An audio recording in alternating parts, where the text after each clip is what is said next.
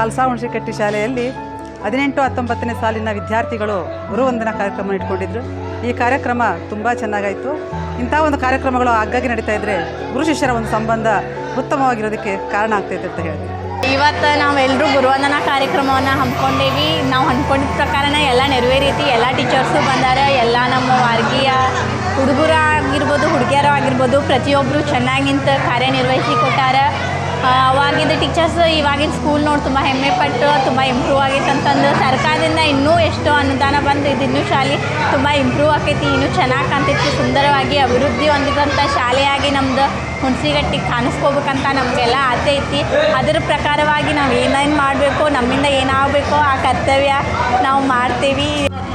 ನಾವು ನಮ್ಮ ಕೆಲಸದಿಂದ ಎಲ್ಲ ಗುರುಗಳಿಗೂ ಒಂದೇ ಸನ್ಮಾನ ಮಾಡಬೇಕಂತ ಪ್ರೋಗ್ರಾಮ್ ಇಟ್ಕೊಂಡಿದ್ವಿ. ಖಾಲ್ಸಾ ಹುಣಸೆಕಟ್ಟಿ ಇವಾಗ ಎಲ್ಲ ಮಾಡಿದ್ವಿ. ಎಲ್ಲ ಸರ್ಸು ಬಂದಿದ್ದರು, ತುಂಬ ಖುಷಿ ಆಯಿತು. ಎಲ್ಲ ಯಶಸ್ವಿಯಾಗಿ ಆಯಿತು, ತುಂಬ ಖುಷಿ ಆಗ್ತದೆ.